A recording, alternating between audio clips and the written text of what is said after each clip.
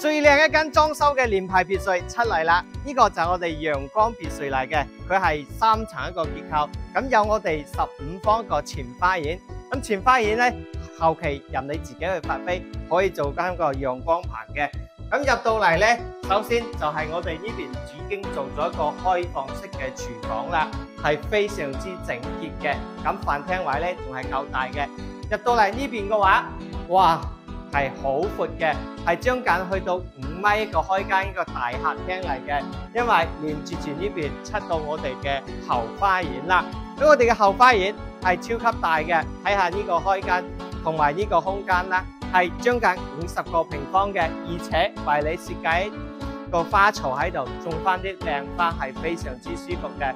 擺一個茶台喺度，一個太陽傘喺度飲翻杯下午茶，係非常之寫意嘅。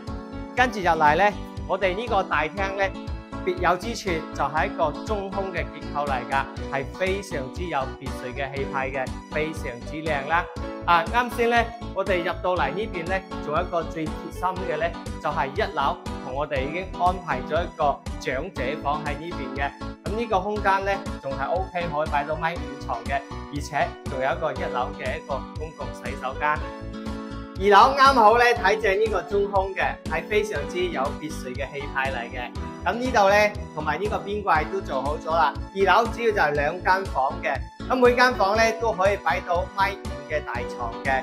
咁呢邊咧仲係其中一個客房啦，都係1.5米嘅大床嘅。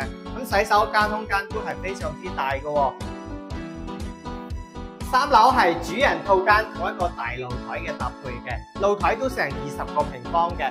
睇下我哋呢個主人套間係非常之大嘅空間嘅，包括我哋嘅衣櫃都已經同你安排咗噶啦，同埋我哋嘅床頭背景牆呢啲都做好晒啦。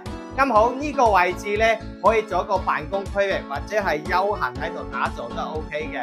咁入邊嘅洗手間咧係一個乾濕分區嘅，非常之大。我哋呢間別墅呢係全新裝修好嘅，可以講係拎包入住得 OK 嘅。咁咧呢度呢已經同你配置咗嘅應有盡有啦。咁你後期真係可以拎包入住就 OK 噶啦。咁依家佢個店面呢係128平方嘅，佢先係200零萬啫，但係佢使用嘅話係將近200方嘅空間嘅。咁如果你想揾呢啲大連排裝修好嘅，咁你就可以聯繫君仔過嚟睇翻呢套。